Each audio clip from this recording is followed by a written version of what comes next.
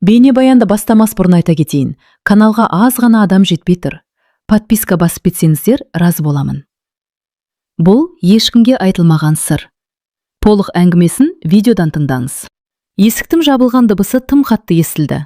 Жай ғана есік емес, бір дәуір жабылғандай болды. Айсәуле төсектің шетінде үнсіз отырды. Ақ жамылғы әлі тебіс. Қолдары дірілдеп тұр. Түн жаңа ғана түскен, бірақ үйдің іші бір сәтте суып кеткендей. Пеш жанып тұр, алайда ауада салқын үнсіздік бар. Сен өзі қыз болып келдің бе? Бұл сөзді күйеу емес, енесі айтты. Дауысы айқай емес еді, бірақ сол тыныштау сүйектен өтті. Айсәуле не дерін білмеді. Тамақтан түйін тұрған бір сөз шықпай қалды. Төсек қызыл болмады ғой. Сол сәтте Айсәуле өзін тірі адам емес, айыпталушы сезінді. Ол ауылдан қалаға оқуға келгенде мұндай күн болады деп ойлаған жоқ. Ол өзін таза, адал, жүрегімен сүйген қыз санады. Бірақ бұл үйде адалдықтың өлшемі басқа екен. Босаға сыртында аяқ дыбысы естілді. Бұл күйеуі Ержан. Ол ештеңе білмегендей кірді. Анасына бір қарады да, көзін тайдырды. «Шай қойдыңдар ма?» деді ол. Айсәуле сол сәтте бәрін түсінді. Бұл сұрақ бүгін бірінші рет қойылып тұрған жоқ. Енесі ауыр күрсінді. «Балам, сен шық, мен келінмен сөйлесейін». Ержан үнсіз бұрылып шықты. Есік тағы жабылды. Бірақ бұл жолы әлдеқайда ауыр. «Айт шының қызым, бізді алдама», деді енесі. Айсәуле орнынан тұрды. Дауысы қатты шықты. «Мен ешкімді алдаған жоқпын». «Онда неге белгі жоқ?» «Мен дәрігер емеспін», деді Айсәуле шыдамай. Енесінің көзі сығырайды. Қазіргінің бәрі сөйтеді. Қалада оқыған қыздардың бәрі. Сөйлем аяқталмады, бірақ мағынасы айтылды. Айсәуле сол сәтте жылаған жоқ. Жылау кейін келетін еді. Түн ортасында ол жуынатын бөлмеде тұрып, айнаға қарады. Айнада бөтен адам, көзінде қорқыныш. Иығында ауыр салмақ. «Мен енді кіммін?» деп ойлады ол. Келін бе, күдікті ме? Кінәлі ме? Ал ауылдың сыртында иттер ұлыды. Бұл түн ұзақ болатынын сездіргендей. Осы түннен кейін бұл үйде ештеңе бұрынғыдай болмайтынын Айсәуле әлі білмеді. Таң атты, бірақ бұл үйде таңмен бірге жеңілдік келген жоқ. Айсәуле түн бойы көз ілмеді. Таңғы азан шақырылғанда ғана терезеден бозғылт жарық түсті. Сол жарық бөлменің әр бұрышын ашып көрсеткендей болды. Қабырғадағы кілем, ескі сандық, төсектегі әлі де тегіс жатқан ақ жамылғы. Бұл жамылғы бүгін бәрінен көпселеп тұр. Аси жақтан ыдыс сылдыры естілді. Енесі баяғыда ерте тұрған. Таңғы шайында, ренішінде алдын ала дайындап қойғандай. Айсәуле беті қолын жуып, Асиге шықты. «Ояндың ба?» деді енесі, көзін көтерместен. «Иә. Үйде үшінші адам бар, қайнағасы Нұрбек. Ол бәрін көріп отыр, бірақ ештеңе айтпайды. Үндемейді». Үндемеу бұл үйде келісімнің белгісі. Ержан да келді, ол да үнсіз. 4 адам, 4 түрлі ой, бір үстел. «Айсәуле, шай қый», деді енесі әдеттегідей. Айсәуле құманды алды. Қолының дірілін жасыра алмады. Шай кесе шетіне төгіліп кетті. «Ойбай, байқасаңшы», деді енесі. «Кешіріңіз». Осы кешіріміз бәріне жетті. Енесі күлімсіреді. «Көрдің бе балам?» деді ол. Ержан шайын ішіп отыр, қарамайды, қорғайды алмайды. Айсәуле шыдай алмады. «Ержан, сен неге үндемейсің?» деді кенет. Үй іші тып-тыныш қалды. Мен араласпай-ақ қояйын деп едім», деді ол баяу. «Бұл менің намысым ғой», деді Айсәуле дауысы дірілдеп. Енесі кесені үстелге қатты қойды. «Намыс? Намыс болса қыз боп келер едім». Бұл сөз балтадай тиді. Нұрбек орнынан тұрды. «Жетеді енді», деді ол жай ғана. Бірақ сол жай сөздің өзі үлкен қарсылық еді. Енесі оған қарады. «Сен не білесің?» «Білем. Дәл осындайды келінім көрген. Ақыры үйден кетіп тынды». Ержан басын көтерді. «Қалай кеткен?» «Қорланып». Айсәуленің көзіне жас келді, бірақ ол жылаған жоқ. Бұл үйде жылау әлсіздік. «Мен кетпеймін», деді ол. «Менің еш жазығым жоқ». Енесі орнынан тұрды. «Онда дәлелде». «Қалай?» «Дәрігерге барамыз». Бұл сөз сот үкімі сияқты естілді. Ержан үндемеді. Үндемегені келісім. Сол күні ауылда сыбыс тарады. Келін таза емес екен. Қалада оқыған ғой. Енесі бекер емес сұраған. Айсәуле үйден шыққанда көршілердің көзіне тура қарай алмады. Бірақ ішінен бір нәрсе қатайып келе жатты. Бұл қорқыныш емес. Бұл қарсылық. Түнде ол төсекте жатты. Ержан арқасын беріп ұйықтады. Екі арада бір кереует. Бірақ шын мәнінде екі бөлек әлем. Айсәуле сыбырлады. Егер мен ақ екенімді дәлелдесем ше? Ержан жауап бермеді. Ал егер дәлелдей алмасам? Бұл сұраққа да жауап болмады. Айсәуле көзін жұмды. Осы түнде ол шешім қабылдады. Бұл үй енді оны ұшталмайды. Ал ертең дәрігерге бару тек бастамас еді. Алда одан да ауыр соққылар бар екенін ол әлі білмеді. Зейнеп апа бұл түніде ұйықтай алмады. Үй іші тыныш. Бірақ оның ішіндегі дауыл басылар емес. Көзін жұмса болды. Бір ғана сурет қайта-қайта келе береді. Ақ жамылғы. Қызыл емес. Осы көрініс оны өткенге сүйреп әкетті. 35 жыл бұрын Зейнеп ол кезде 17 деді. Яң. Ауылдың сөзіне тез сенетін. Ят болады дегенді жанынан артық көретін қыз. Оны да ұзатып әкелген. Оны да сол түні тексерген. Енесі емес, құдағилар. Ауылдың әйелдері. Төсекке қарап тұрған көздер. Қыз емес деген сөзді сол кезде естіген. Бірақ ол қыз еді. Тек бала кезінде аттан құлап, жарақат алған. Оны ешкім тыңдамады. Ертесінде күйеуі бетіне қарамады. 3 күннен соң ажырасып кетті. Зейнепті әкесі үйге қайта әкелді. Бірақ ауылдың тілі үйден де өткір болды. Қайтып келген қыз жаман белгі. Ол сол кезде ант етті. Ешқашан әлсіз болмаймын. Ешқашан өзімді қорлатпаймын. Кейін ол басқа жігітке тиді. Ержанның әкесіне. Ол кезде бәрін жасырып қалды. Алғашқы баласын дүниеге әкелгенде ғана жұрттың аузы жабылды. Бірақ жара жабылмады. Қазіргі уақыт Зейнеп апа таң алдында орнынан тұрды. Терезеге қарады. Ауыл әлі ұйқыда. Мен оны жамандықтан сақтап жүрмін, деді ол өзіне өзі. Айсәулені ас үйде көрді. Келін ерте тұрған. Таңғы шайын өзі қойып жатыр. Таңертең ерте тұрасың ба? Деді енесі суықтау. Ұйықтай алмадым. Мен де. Екеуі бір сәтке көз түйістірді. Бұл дұшпандық емес, бұл бір жараның екі жағы. Бірақ Зейнеп апа райынан қайтпады. Бүгін қалаға барамыз, деді ол, дәрігерге. Мен дайынмын, деді Айсәуле. Енесі таң қалды, қорықпайды деп ойламаған. Жақсы, деді ол қысқа ғана. Жолда Ержанда отырды, 3 адам, бір көлік. Ауа ауыр. Клиникаға кіргенде Зейнеп апаның жүрегі қатты соқты. Бұл есік оған таныс еді, өткенін еске салды. Дәрігер, жас әйел. Қандай шағым? Тексеру керек, деді Зейнеп апа. Айсәуле ішке кірді, есікті жапты. Зейнеп апа дәлізде отырды, қолын тізесіне қойып. Терлеп отыр. Егер ол таза болса ше, деген ой келді. Ал егер мен қателессем ше? Бұл ойды тез қуып жіберді. Айсәуле шықты, жүзі сабырлы, қолында қағаз. Нәтиже дайын, деді дәрігер. Зейнеп апа қағазға қарады, көздері үлкейіп кетті. Қыздық перде сақталған, бұзылу белгілері жоқ. Қолындағы қағаз дірілдеп кетті. Ержан оқыды, үндемеді. Зейнеп апа бір сәт үнсіз қалды, сосын қағазды қайтарып берді. Бұл қағаз бәрін шешпейді, деді ол. Қалайша, деді Айсәуле алғаш рет қаттырақ. Қазір медицинада алданады. Бұл сөз Айсәулені емес, өз арын қорғап тұрған Зейнепті көрсетіп тұрған еді. Сол сәтте Айсәуле түсінді. Бұл тек өзі туралы емес. Бұл енесінің өткенмен күресі. Көлікте қайтып келе жатып, Зейнеп апа терезеге қарады, көзінен жас ақты. Бірақ оны ешкім көрмеді. Ол өмір бойы бір сұрақтың тұтқыны болып келген, мен шынымен кінәлі едім. Ал енді сол сұрақты келініне қойған. Бұл қателік еді. Ал сол қателік енді бәрін қиратуға жақын. Қалаға барып келген күннің ертесі, ауыл ерте оянды. Ауада бір түрлі ауыр иіс бардай. Бұл сөздің иісі.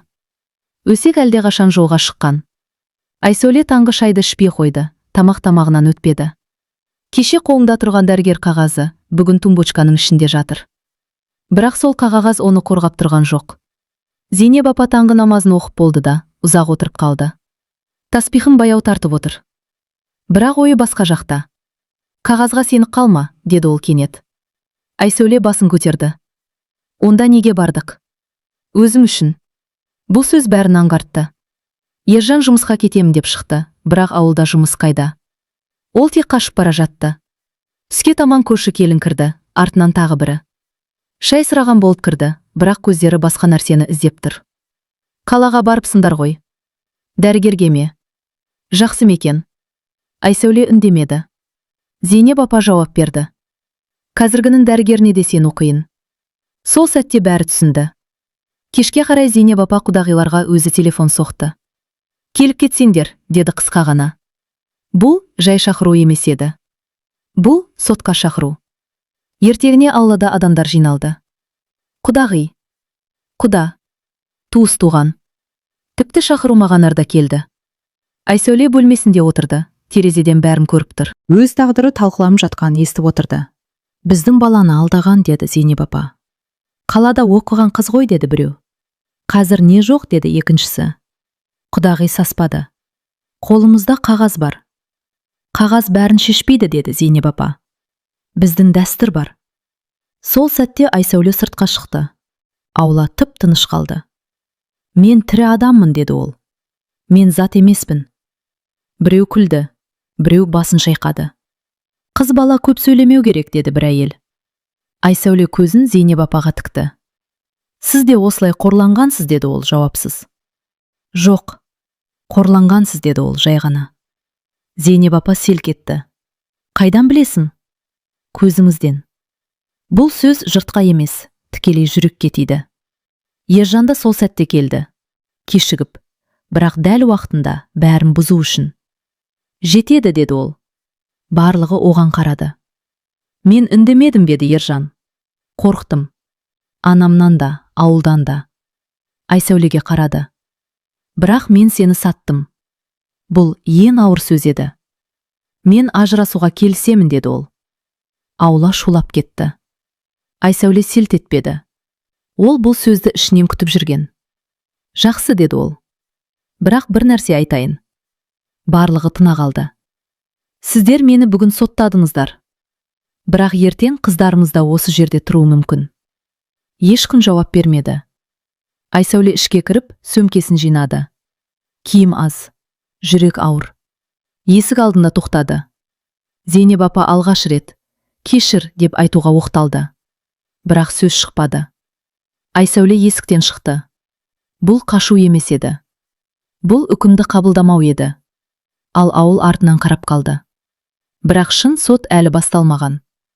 Айсәуле ауылдан кеткен күні аспан ашық еді. Бірақ оның ішіндегі бұлт тарқамады.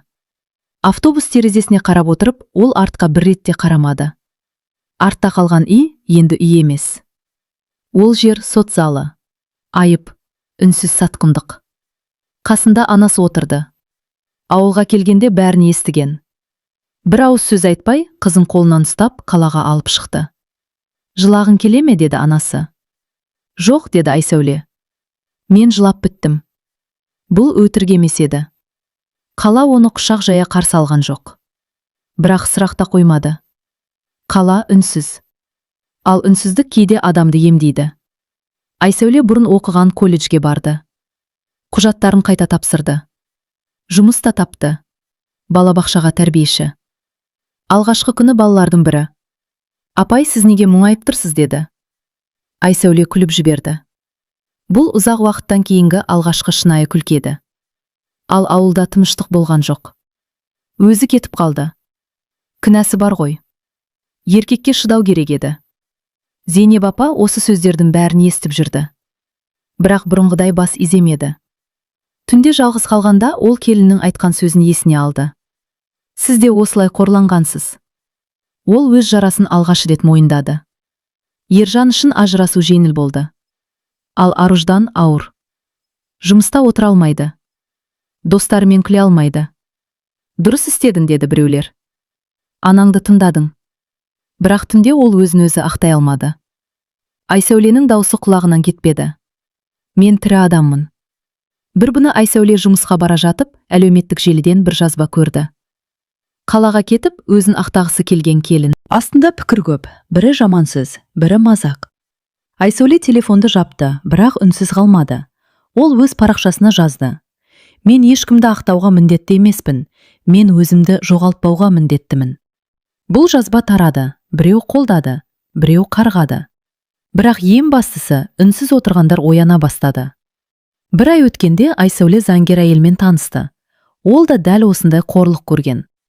Сен жалғыз емессің, деді ол. Сол сәтте Айсәуле бір нәрсені түсінді.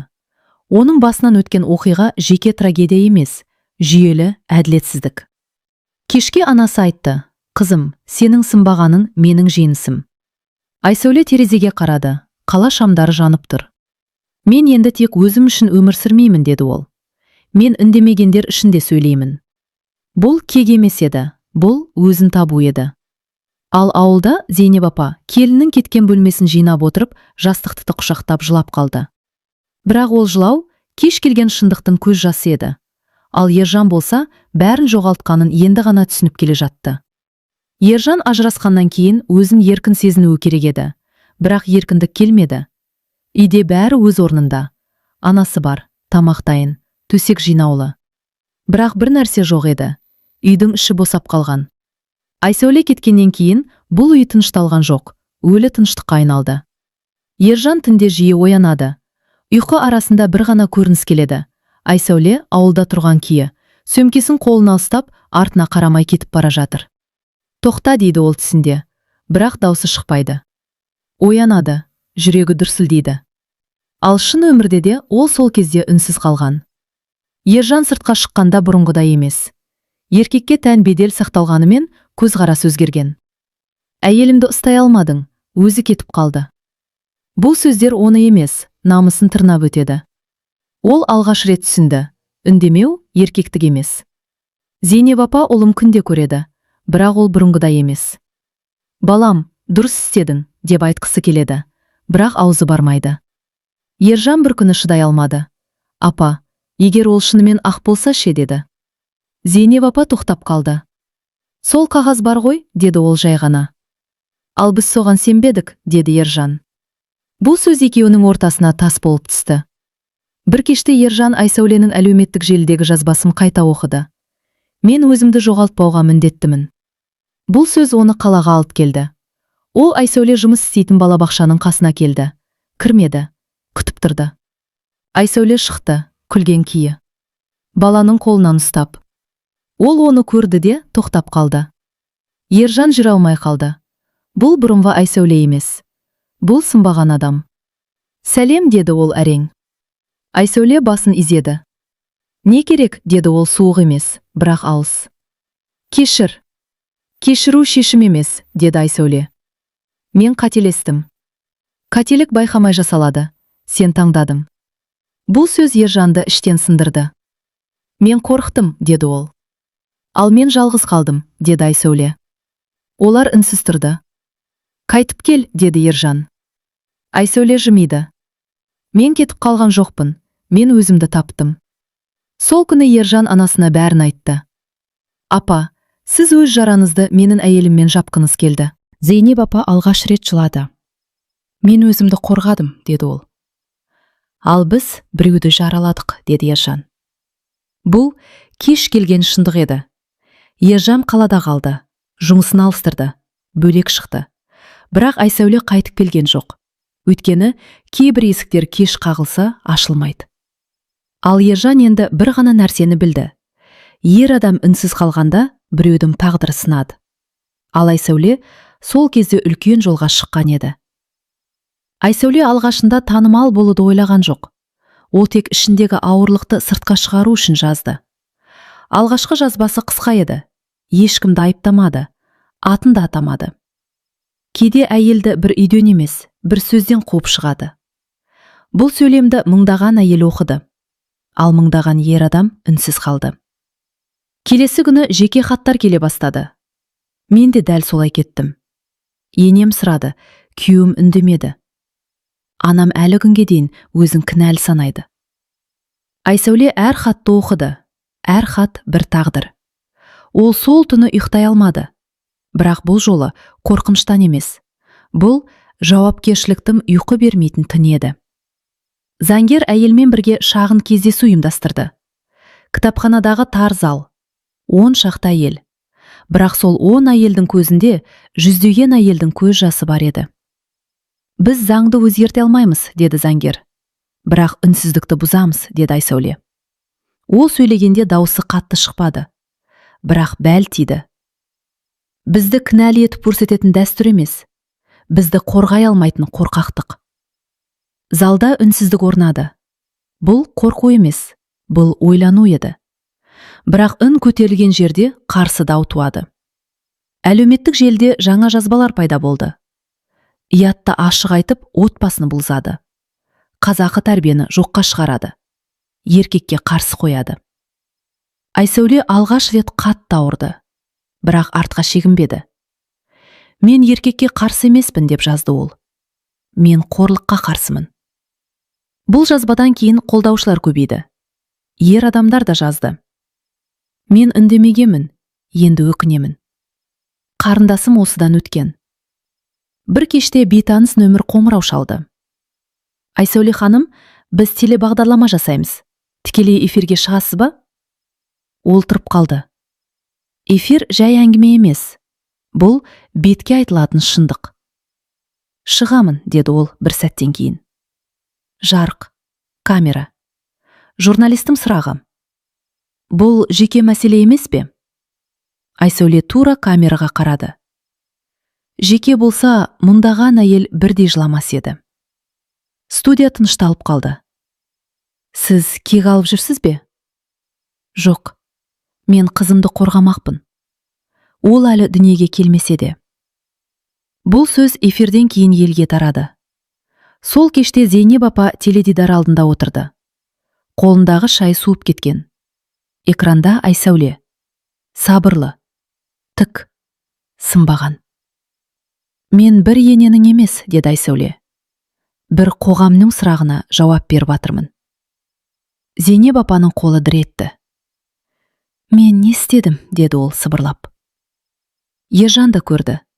Сөзді емес, көзді көрді. Ол көзде реніш жоқ еді. Сол үшін ауыр болды. Ол менен де биікке шықты, деді ол өзіне. Бірақ табандылықтың бағасы бар. Бір күні Айсәулеге Қоқан-Лоқы келді. Тоқта, әйтпесе, ол алғаш рет қорықты. Бірақ кейін бір ғана жауап жазды. Қорқынышпен өмір сүру бұрынғы өмірім. Айсәуле сол түні шешім қабылдады. Бұл жай әңгіме емес, бұл қозғалыс болуы керек. Біз қорланбаймыз, деді ол кездесуде. Біз үндемейміз. Осылайша бір әйелдің тағдыры көп әйелдің дауысына айналды. Ал бұл дауыс енді ешқашан бұрынғыдай тұншықпайды. Алда ең ауыр кездесулер бар еді. Өйткені өткенмен бетпе-бет келу әлі алда. Зейнеп апа сол түні алғаш рет қорықты. Бұрын ол адамдардан, сөзден, ұяттан қорқатын. Ал бұл жолы өзінен қорықты. Теледидар әлдеқашан өшіп қалған. Бірақ Айсәуленің дауысы әлі құлағынан кетпеді. Мен бір ененің емес, бір қоғамның сұрағына жауап беріп отырмын. Зейнеп апа таспихын қолын алды, бірақ саусақтары жүрмей қалды. Я Алла, деді ол. Сөзі ары қарай шықпады. Түн ортасында ол түс көрді. Өзін жас күйінде көрді. Ақ орамал, бөгде үй, бөгде көздер. Қыз емес деген сөз тағы да жаңғырды. Оянып кетті. Кеудесі қысылып, тынысы тарылды. Бұл жүрек емес еді. Ардың қысым еді. Таң атты. Бірақ бұл таң бұрынғылардан бөлек еді. Зейнеп апа асүйге шықты, шай қойды. 2 кесе қойды да біреуін қайта алып тастады. Айсәуле жоқ. Сол кезде ғана ол түсінді. Үйден бір келін емес, үйдің берекесі кеткенін. Түске қарай көрші әйелдер келді. Теледидардан көрдік, батыл екен, артық айтып жүр. Зейнеп апа алғаш рет қарсы сөйледі. Артық емес. Әйелдер таң қалды. Қалайша? Өйткені ол шындық. Бұл сөз оның аузынан шыққанына өзі де сенбеді. Ержан кешке келді. Апа? Мен қателестім, деді Зейнеп апа бірден. Бұл сөзді ол 30 жылдан бері айтпаған. Ержан селт етті. Мен өз қорлығымды келінмен жаптым, деді анасы. Мен әділ болмадым. Көзінен жас ақты. Мен сені де қорқақ қылып тәрбиеледім. Бұл ана үшін ең ауыр мойындау еді. Ержан басын төмен салды. Енді не істейміз? Жауап береміз, деді Зейнеп апа. Келесі күні Зейнеп апа қалаға барды. Айсәуле кездесулердің бірінде еді. Залда әйелдер көп. Есіктен бір кісі кірді. Ақ орамал, тік жүріс. Айсәуле көріп қалды. Жүрегі бір сәт тоқтап қалғандай болды. Зейнеп апа мінберге жақындады. Сөйлейін, деді ол. Зал тына қалды. Мен сол енемін, деді ол. Сұрақ қойған. Залда сыбыр шықты. Мен келінімді емес, өз қорқынышымды соттадым, деді ол. Мен қателестім. Айсәуле көз жасын ұстай алмады. Мен кешірім сұраймын, деді Зейнеп апа, жұрттың көзінше. Бұл кешірім формалды емес еді. Бұл өзін жұрт алдында жалаңаштау еді. Айсәуле мінберге шықты. Кешіру міндет емес, деді ол. Бірақ шындық айтылған жерде ауырлық азаяды. Екеуі көз түйістірді. Бұл ене мен келін емес еді. Бұл екі жаралы адам еді. Бұл кездесу видеоға түсті. Желіге тарады. Ауылда шу шықты. Өз-өзін масқаралады. Дұрыс істеді. Біз де ойлануымыз керек. Бірінші рет ауыл ойлана бастады. Түнде Зейнеп апа жалғыз отырды. Бірақ бұл жалғыздық бұрынғыдай қорқынышты емес еді. Кеш болса да тоқтадым, деді ол өзіне. Ал Айсәуле сол түні алғаш рет жеңіл ұйықтады. Өйткені ең қиын нәрсе орындалды. Кінәлі адам мойындады. Бірақ әлі бір сұрақ ашық еді. Тағы бір оларды қайта жолықтырама. Қала күзге енді ғана кіріп келе жатқан. Ағағаш жапырақтары сарғайып, бір-бірлеп түсіп жатыр. Айсәуле үшін бұл мезгіл кету емес, түсу еді. Жалғанның түсуі. Ол сол күні жалғыз еді. Кездесу де әдейі солай жоспарланған. Кафе тыныш, адам аз. Музыка бәсең. Есіктен алдымен Зейнеп апа кірді. Бұрынғыдай емес, иығы төмен. Қадамында паңдық жоқ. Артынша Ержан кірді. Айсәуле орнынан тұрған жоқ. Қашпады. Қуанып та кетпеді. Отырыңыздар, деді жай ғана. Алдымен үнсіздік орнады. Бұл ауыр, бірақ керек үнсіздік. Мен шақырдым, деді Айсәуле. Өйткені әңгіме аяқталу керек. Зейнеп апа басын изеді. Мен дайынмын. Ержан төмен қарап отырды. Мен де, деді ол. Бірақ даусы сенімсіз шықты. Сіз кешірім сұрадыңыз, деді Айсәуле Зейнеп апаға қарап. Бұл батылдық. Зейнеп апаның көзіне жас келді. Мен сол күннен бері тыныш ұйықтай алмадым, деді ол. Өзімді өмір бойы ақтап келіппін. Ал мені сол күннен бастап жұрт айттады, деді Айсәуле. Бірақ мен аман қалдым. Бұл сөз Ержанға тиді. Мен жоқ болдым, деді ол. Сол күні мен жоқ болдым. Мен еркек бола алмадым, деді Ержан. Ана мен әйелдің арасында үнсіздікті таңдадым. Айсәуле оған тіке қарады. Сен таңдадың, деді ол. Үндемеу бейтараптық емес. Ержан басын изеді. Мен сені жоғалттым, деді ол. Тек әйелімді емес, өзімді. Зейнеп апа кенет қолын үстелге қойды. Егер уақытты кері қайтара алсам, уақыт қайтпайды, деді Айсәуле. Бұл сөз қатты емес еді, бірақ шешуші болды. Мен сендермен қайта отбасы болу үшін кездескен жоқпын, деді Айсәуле. Мен шындықты жабу үшін де емес. Онда не үшін, деді Ержан. Өз ішіміздегі сотты аяқтау үшін. Айсәуле сөмкесінен бір құжат шығарды. Бұл менің бастамам, деді ол. Қоғамдық қор. Әйелдерге заңдық, психологиялық көмек. Зейнеп апа қағазға қарады. Мен көмектескім келеді, деді ол бірден. Атымды жасырып емес, ашық. Айсәуле алғаш рет күлімсіреді. Бұл шынайы тәубе.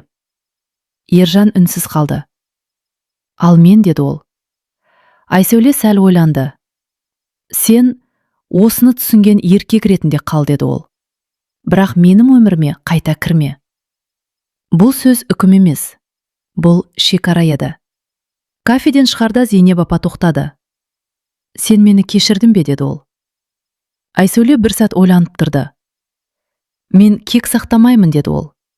Бірақ кешіру уақыттың жұмысы. Зейнеп апа басын изеді. Соның өзі рахмет. Олар бөлек-бөлек кетті. Ержан артқа бір рет қарады. Айсәуле қарамады. Өткені кейде алға қарау ем үлкен жеңіс.